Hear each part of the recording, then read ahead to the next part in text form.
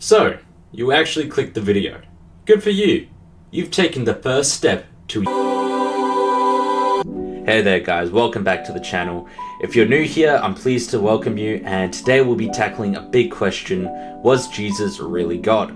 Now, this isn't just a matter of blind faith. There are actually some strong historical and logical arguments that people have been pointing to for over centuries. Now, in this video, I'll be going over 3 of those points of evidence, which include the reliability of the Gospels, a logical argument based on the disciples' actions, and the mystery of the Shroud of Turin. Let's jump in. Alrighty, let's talk about the Gospels: Matthew, Mark, Luke, and John. These are our primary sources for the life of Jesus.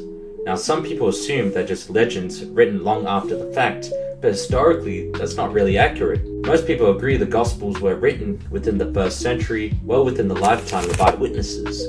That's important because it means people could challenge false claims.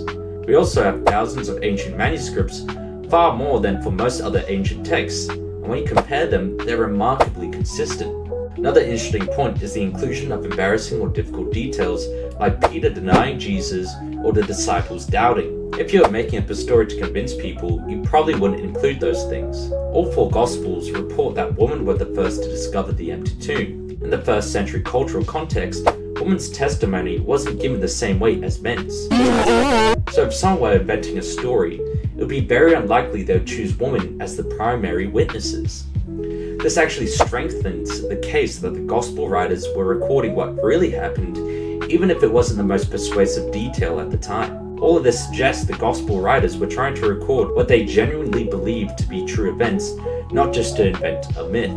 Which leads to my second point: their actions and their willingness to die for what they believed. Now, let's look at this from a more logical angle. After Jesus' death, his disciples went from being afraid and scattered to boldly proclaiming that he had risen from the dead and was God. Here's the key point here. Many of them were persecuted and even killed for that belief, or were willing to die for it. People can die for something they think is true, but not for something they know is a lie. If the disciples had made up the resurrection, they would have known it was false, and yet they were willing to suffer and die rather than deny it. So you're left with a few possibilities.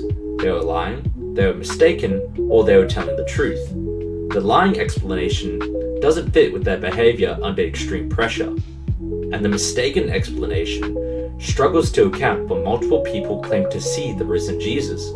That leaves a powerful conclusion. They truly believe they encountered the risen Christ, and that belief transformed everything. Finally, let's talk about one of the most fascinating artifacts in history: the Shroud of Turin. This is a linen cloth that bears the image of a man who appears to have been crucified. What makes it so intriguing is that the image has properties that scientists still struggle to fully explain. The markings on the body match the wounds described in the Gospels: pierced hands and feet, a wound in the side, and signs of scourging. Even more mysterious, the image isn't painted or dyed. It's more like kind of a photographic negative, formed in a way that doesn't match any known medieval technique. Now, you might have heard the carbon dating in 1988 that placed the shroud in the Middle Ages. However, the testing has been heavily challenged, and it was only recently, when the raw data was released behind the study, that scholars and scientists agreed that the results were heavily skewed and flat out wrong. More recent and technologically advanced dating systems have since been used on the shroud, and all of them date the shroud back to 30 to 70 AD. I encourage you to do more research on the shroud yourself, because it is just a miracle it exists at all. And don't be discouraged by the first news article you see claiming this one piece of evidence proves the shroud is fake. For every piece of evidence that points to the shroud being a forgery, there's 50 other points of evidence that points to its authenticity.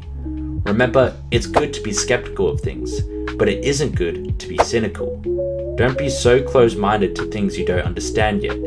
Keep an open mind when doing your own research, and remember that you cannot prove anything in life. Everything is based off of evidence.